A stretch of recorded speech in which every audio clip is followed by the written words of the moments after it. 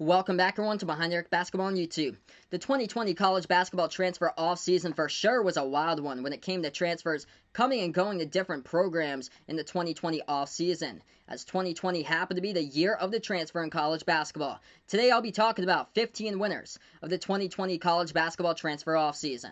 Also, I have a video dropping out about the 10 losers of the 2020 college basketball transfer offseason as well, so feel free to check out that video as I will post the link down in the description below. But today we'll be taking a look at the 15 winners on this list here, as we'll move on to the list starting off at number 15. Number 15 is the DePaul Blue Demons, as DePaul had one impact player leave the program in the offseason. His name was Justin Coleman-Lands. He averaged just over 11 points per game last season for the Blue Demons. He announced that he would transfer over to Iowa State. However, DePaul able to pick up 3 graduate transfers here in the offseason, as they should be a part of the rotation for this upcoming season, with Brian Patrick coming in for Purdue Fort Wayne. He averaged 11.1 points per game. Ray Salnave coming in from Monmouth. He averaged 14.5 points per game. And Paulie Polycap coming in from Manhattan, who averaged just over 10 points per game. But the biggest name on this list for DePaul, however, happens to be Javon Freeman-Liberty, who was named 2020 All-Conference First Team and All-Defensive Team for the Missouri Valley Conference, as Freeman-Liberty withdrew his name from the NBA draft to play another season of college basketball, as he happened to average 19 points per game, along with 6.1 rebounds per game and 3.2 assists per game last season for Valparaiso. He also averaged 2.2 steals per game, which ranked 15th in all college basketball. So according to ESPN, Freeman-Liberty is expected to apply for a waiver to play immediately, and this will be a massive help towards making DePaul be competitive for this upcoming season if Javon Freeman-Liberty is granted a waiver by the NCAA. Now we'll take a look on the list here. Number 14 for winners in the offseason happens to be the USC Trojans. So USC able to get a hold of 5 transfers in the offseason. 3 of these players happen to be grad transfers, as they are all expected to play a crucial role as far as USC's depth and experience on the roster and contribute as rotational pieces as well. The first player happens to be a forward. His name is Chavez Goodwin from Wofford. He averaged just under 12 points per game and 6.2 rebounds per game last season for the Terriers. He delivered a big way inside the low post. He shot about 64% from the floor. And another player coming in here with size as well for USC. Second transfer happens to be Isaiah White as a grad transfer from Utah Valley. He averaged 14.5 points per game, 8.4 rebounds per game. And they have a third transfer as well with Tajay Edey from Santa Clara, who's a guard. He averaged 15 points per game back in the 2018-19 season. His numbers only dropped to just over 9 points per game last season. Also, 2 sit-out transfers for USC. One of them includes a 6'11 center, Big West Defensive Player of the Year from Long Beach State. His name is Joshua Morgan. And they also have a 6'8 guard with Drew Peterson, who played for Rice. So with these transfers coming in here, and also they're going to have the number 2 recruit in the class of 2020 coming in, Evan Mobley from USC, playing along with his older brother Isaiah. The USC Trojans, they're going to be one of the biggest teams as in terms of size on the court for this upcoming season in all college basketball, as they were able to get some more size in the transfer off season. Now we'll take a look at the list. Number 13 here, talking more Pac-12, as it happens to be the Oregon Ducks at number 13. Another year in the offseason and another strong transfer offseason once again for Dana Altman. So the Ducks landing grad transfer at guard, Umari Hardy from UNLV. He'll be able to help replace some of that point production from the Pac-12 leading scorer this past season with Peyton Pritchard, who happened to graduate from Oregon. Hardy averaged 14.5 points per game, 3.3 assists per game last season for the running Rebels. The Ducks also landing in a solid low-key transfer here, and he's going to be a great player when he does play in the future. His name is LJ Figueroa from St. John's, a guard who is a really underrated, scrappy defender, as he was the leading scorer for St. John's this past season. He averaged 14.5 points per game. He led the Big East with just under 2 steals per game. And LJ Figueroa, he is a consistent scorer, great three-point shooter, terrific defender. He's going to be an asset for the Oregon Ducks when he plays during the 2021-22 season. The last transfer here that Dana Altman picked up happened to be Aaron Estrada from St. Peter's. He's a sit-out transfer as well. He happened to be the MAAC Rookie of the Year last year, and he will have 3 seasons left of eligibility as Aaron Estrada will play a key role for the future of the Oregon Ducks. So with the help of Armari Hardy coming in to Oregon for this upcoming season as a grad transfer, the Oregon Ducks should be once again a top 25 team as Hardy will be playing around the perimeter with returning guards such as Chris Duarte and Will Richardson. Now we'll take a look at the list here. Number 12, as we move over, happens to be the Michigan Wolverines. So Michigan's roster at the end of the season, this past season, it looked really super thin with losses here. Xavier Simpson, their point guard, John Teskey, the big man, as both of them graduated, and also they had 2 players transfer that happened to be bench players. David DeJulius transferred over to Cincinnati, and Colin Castleton transferred over to Florida. And also, at the end of this past season, there was still the uncertainty whether Isaiah Livers would return back to Ann Arbor. But the good news, however, for Michigan fans is that Livers will return back to the Wolverines. And to replace the departure of point guard Xavier Simpson, head coach Juwan Howard, he picked up a solid grad transfer here with Mike Smith from Columbia. Smith averaged 22.8 points per game, 4.5 assists per game last season for the Lions as he led the Ivy League in scoring. Also, Michigan adding in a second player here in the offseason with another guard. His name is Sean D. Brown from Wake Forest. Brown averaged just over 12 points per game and 6.5 rebounds per game for the Demon Deacons. He is, however, expected to be a sit-out transfer, but Sean D. Brown could possibly get a waiver to play for this upcoming season for Michigan's. The Wolverines they could have had an even bigger impact when Nogel Eastern announced that he would be transferring over from Purdue to Michigan. They almost had him, but unfortunately his credits couldn't transfer over to his intended major. But still here, 2 solid pickups boosting Michigan's roster in the offseason as they were able to get a hold of Mike Smith and Sean D. Brown. Now we'll take a look on the list here. Number 11 happens to be the Marquette Golden Eagles as they lost the leading scorer in all college basketball to graduation, Marcus Howard, who averaged 27.8 points per game. But at the point this season, replacing Howard happens to be former Ohio State Buckeye DJ Carton, as they were able to get a granted eligibility from the NCAA for Carton, which is massive here. Carton is a top 35 recruit in the class of 2019. He played 20 games for the Buckeyes this past season, averaged just over 10 points per game and 3 assists per game before stepping away from the team. As Carton should be able to cut into some of that point production of Marcus Howard, as Carton will be leading the team from the point, as he should be able to help the team produce big time for this upcoming season. Also, another key transfer coming in here from Marquette, expected to be a sit-out transfer currently with another guard, 6'5" guard with Jose Perez from Gardner-Webb. He happened to be Gardner-Webb's leading scorer last season and also leading rebounder and assist leader as well, as Perez happened to have 19 points against Virginia in the round of 64 in the 2019 NCAA tournament. So DJ Carton's going to be a leader here in the court. He suffered quite a bit of losses in the offseason with Marcus Howard, a leading scorer in the NCAA, graduating. Also losing their number 2 scorer as well with Sakar Annam, and their number 4 scorer, Brendan Bailey, who decided to leave Marquette to pursue a career going pro. So if the rest of the returnees here from Marquette are able to take the steps up, and if DJ Carton comes into Marquette as well and is able to lead the team at the point and be the guy and able to produce big time for Marquette, I think Marquette has a shot here to possibly sneak into the NCAA tournament conversation as a bubble team for this upcoming season.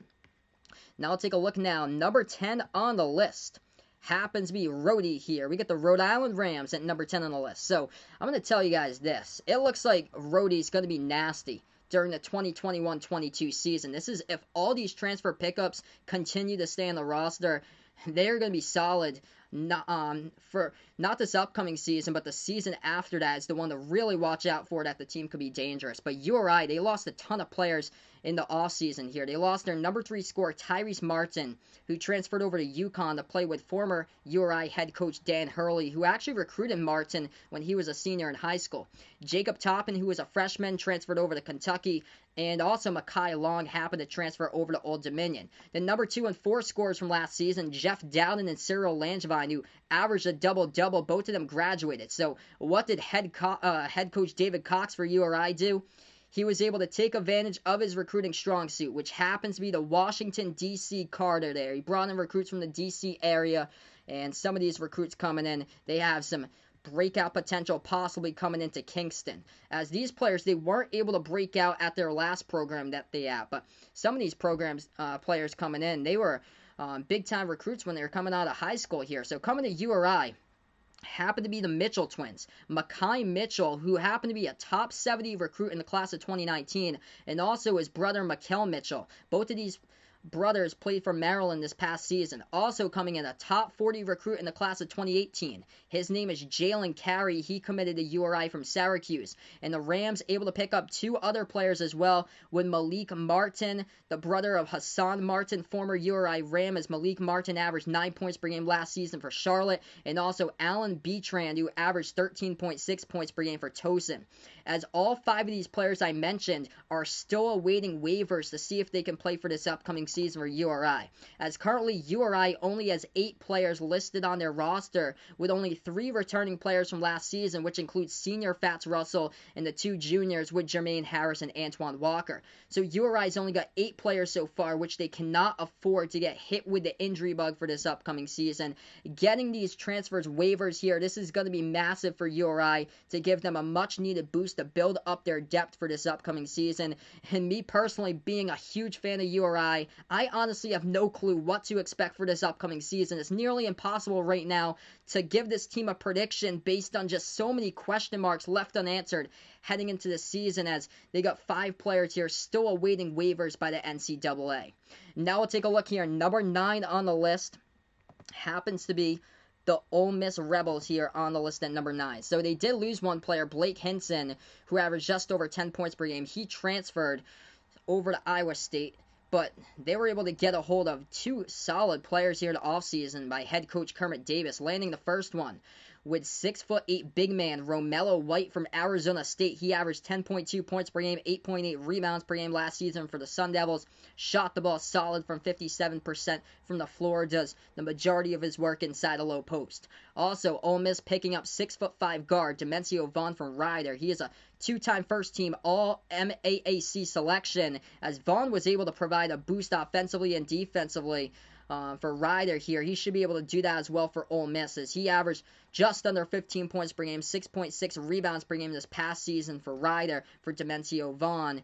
And also, he went off last 5 games of the season. He racked up 19 total steals in those last 5 games of this past season. So both of these players going to add in much needed depth to the roster here and should be expected as starters right away for the Ole Miss Rebels for this upcoming season. So that's what it looks like. They're going to have 3 seniors, 3 juniors right now in this upcoming season's roster for Ole Miss. As they should be possibly into the bubble conversation here, as they were able to get 2 key transfers in the offseason here with White and Vaughn. Now we'll take a look here. Number 8 on the list happens to be the Gonzaga Bulldogs now, as they landed one of the top sit-out transfers in all college basketball.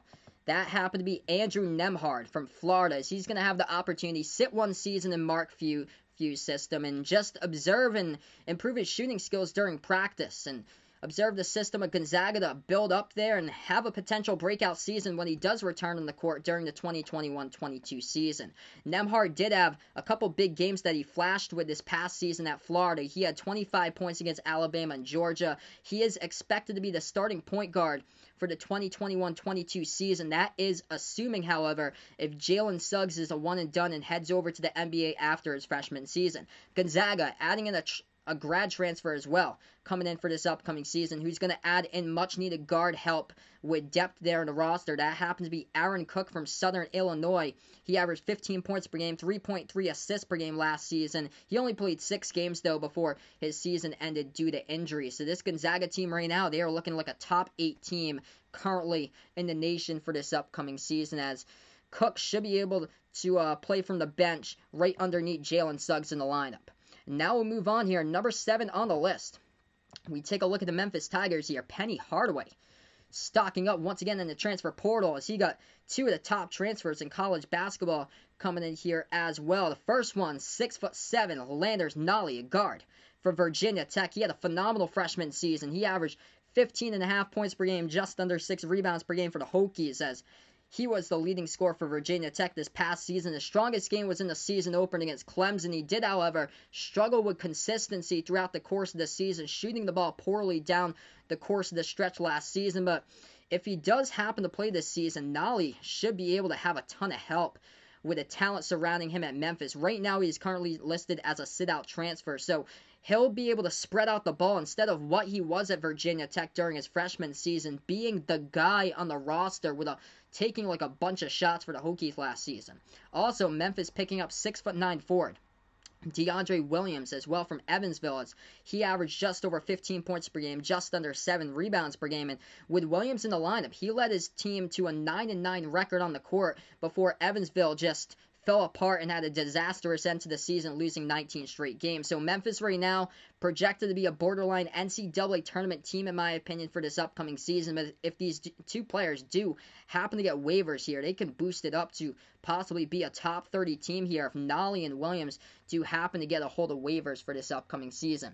Now let's take a look here. Number 6 on the list happens to be the BYU Cougars, Mark Pope, stocking up in the transfer portal here. So he lost his top 3 scorers from this past season with graduating seniors Yoli Childs, Jake Tolson, and TJ Hawes, as they are out at BYU. But sliding into the low post spot of Childs now will be the 7'3" big man, Matt Harms from Purdue. He has so much potential here for Harms, but he was just never able to develop in the system under Matt Painters. He should have a realistic shot here to improve much indeed for this upcoming season, playing under Pope at BYU, as Harms was in and out of the starting lineup this past season. His scoring and rebounding numbers as well, they dipped from what they were the season prior to this past season. So a change of scenery here is going to definitely indeed help out Matt Harms for this upcoming season. Also, Mark Pope picking up another graduate transfer, Brandon Averett, over from Utah Valley. He averaged 12.8 points per game. And Averett, he played at Oklahoma State before transferring over to Utah Valley. That was back in 2016-17 where he played for the Cowboys. So these two players right off the bat, they should be starters right in Mark Pope's program for Matt Harms and Brandon Averett here, as BYU looks like they should be the second place team for this upcoming season in the WCC behind Gonzaga. And this team should be in the bubble conversation for this upcoming season as well. Now we'll take a look in the list. Moving on, number 5. We got the Kentucky Wildcats here.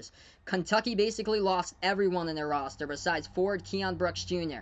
The good news, however, Coach Cal bringing in the number 1 ranked recruiting class with 6 top 65 recruits on the roster. The even better news for Kentucky is that they were able to get solid transfers as well. The first one they got in the offseason, grad transfer, Davion Mintz, who played his first 3 seasons at the point for Creighton. He did, however, miss this past season due to a high ankle sprain, as Mintz will be able to add a lot of experience on the roster, being a senior and playing with a ton of freshmen. The second player here, the biggest one of them all, happens to be 7-foot center Olivier Sarr from Wake Forest. He averaged 13.7 points per game, 9 rebounds per game for Wake this past season. He's going to be a game changer for Kentucky if he's able to get that waiver here, as he's still currently awaiting that waiver, listed as a sit-out transfer at the time I recorded this video. Now, Coach Cal does feel confident that Olivier Sarr will be able to be granted a waiver, but without Sarr, Kentucky, they won't have as much help inside a low post and rebounding here. So the 7-foot center, getting him a waiver, it's going to be massive here, as they will be a top 8 team if Olivier Sarr is able to be granted that waiver by the NCAA, if that does happen. Also coming in, another transfer, but happens to be a sit-out transfer, with Jacob Toppin, the younger brother of Obi Toppin, as he transferred from URI over to Kentucky. Now we move on here, staying with the state of Kentucky. We're going to move on to the Louisville Cardinals here on number 4.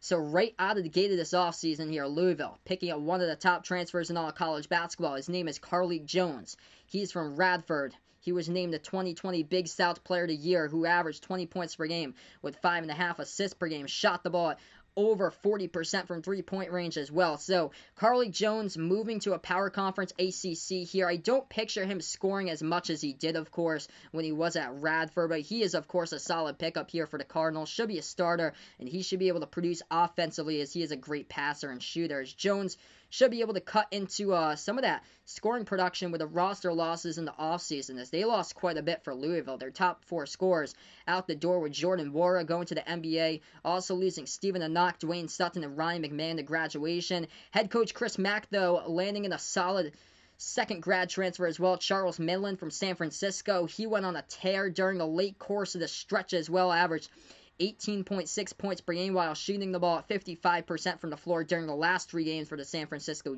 Dons here. So these 2 grad transfers going to add experience to the roster. since the top 3 returning players, Malik Williams, David Johnson, Samuel Williamson, all averaged less than 20 minutes per game this past season, but all 3 of these players expected back with Williams, Johnson, and Williamson are all going to see a much indeed increased role for this upcoming season here, as I see Louisville projected to be a borderline top 25 team for this upcoming season. Now we'll take a look here, number 3 on the list for transfer offseason winners.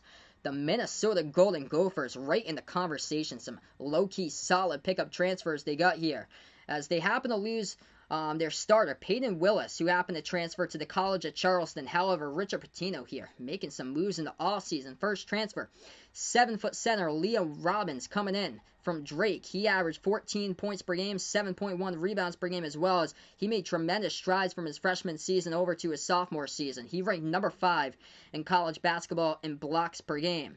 As if he does, he's right now listed as a sit-out transfer, but if he's able to get a waiver by the NCAA, that will be massive here, as he will help replace and slide right into that spot of Daniel Oturu, who left Minnesota to go to the NBA draft, as the Golden Gophers, they desperately need a big man on their roster. Second player they got that happens to be a solid transfer happens to be Booth Gotch, a shooting guard from Utah, who averaged just under 11 points per game last season. Now, he's still waiting for a waiver as well. They did happen to get a third transfer in. This transfer happens to be eligible, a grad transfer, Brandon Johnson from Western Michigan. And Johnson averaged just over 15 points per game, 8.1 rebounds per game last season for Western Michigan. So it's going to be massive here. If Minnesota is able to get waivers out of Robbins and Gotch, the Golden Gophers, they would go from a bottom-of-the-pack Big Ten team over to be more of like a mid-pack team in a very stacked conference for this upcoming season. Now there's 2 teams on the list here, winners in the offseason. We have number 2 right now, happens to be the Texas Tech Red Raiders. So head coach Chris Beard once again stocking up in the transfer offseason, as he was able to get a hold of Marcus Santos Silva, forward from VCU, happened to graduate in early July from the VCU Rams, and he is now eligible for the Red Raiders, which is massive. So this news is huge here, as he's going to be able to help the Red Raiders inside, especially rebounding in the low post, as they got an absolute gem here with Santos Silva. He tallied in 10 double-doubles this past season, a career 57.3 shooter from the court as well, as he will be able to slide into that spot of Chris Clark, who graduated from Texas Tech. Also, Chris Beard picking up another solid transfer here in the offseason. Expected to be a sit-out, though, for this upcoming season. Happens to be Mac McClung from Georgetown, the leading scorer from Georgetown, and also Jamarius Burton from Wichita State. So McClung averaged just under 11 points per game. He played in 21 games before a foot injury ended his season. If McClung's able to get a waiver, too, that would be huge. He's right now a sit-out, but Texas Tech lost their top 2 scorers with Jamias Ramsey going to the NBA draft and Davide Moretti playing overseas in his native country of Italy. That would be massive here. They're able to get a hold of Mac McClung. And also the third transfer, Jamarius Burton from Wichita State, as he's a sit-out transfer for the 2021-22 season, eligible there for Texas Tech. So Texas Tech looking like a top 20 team, in my opinion, for this upcoming season, now that Marcus Santos Silva was able to get his eligibility for this upcoming season here, as he was able to graduate from VCU. Now we'll move on. One more team on the list here had a massive offseason as far as transfers, winning in the category here happens to be the Arkansas Razorbacks. Head coach Eric Musselman delivering, adding in a trio of grad transfers. All 3 of these players are expected to make a significant impact in Arkansas for this upcoming season here. First player for the Razorbacks happens to be a 6'6 guard, Jalen Tate. Terrific defender. He was tied for first in the Horizon League this past season in steals per game, as Tate also happened to score quite a bit, too. He dropped down the career-high 31 points alongside 6 steals and 7 assists against IUPUI last season. Second transfer coming into Arkansas happens to be Vance Jackson, a forward from New Mexico, who averaged just over 11 points per game. He was a top 80 recruit coming in out of high school in the class of 2016. And the last transfer from Indiana happens to be forward Justin Smith, who averaged 10.4 points per game with just over 5 rebounds per game last season for the Hoosiers. So Tate, Jackson, and Smith, all 3 of these players have a great shot at being starters for Arkansas for this upcoming season, as these were just solid transfer acquisitions by Eric Musselman, saving Arkansas this offseason here. So even with the loss of SEC's leading scorer Mason Jones, the Razorbacks here, I feel like, should still be able to have that potential to be a top 30 team that will make the NCAA tournament. That is, however, if Isaiah Joe does come back to Arkansas, as we have the August 3rd deadline coming up very shortly for players to withdraw their name from the NBA draft. But that's a wrap here to this video. The 15 winners of the 2020 college basketball transfer offseason. Also, feel free to check out my other video about the 10 losers of the 2020 college basketball transfer offseason as well. I will put the link down in the description below of this video. Make sure to like, share, comment, subscribe to my channel also. Thanks so much for watching, everyone, as this is Behind the Arc Basketball on YouTube.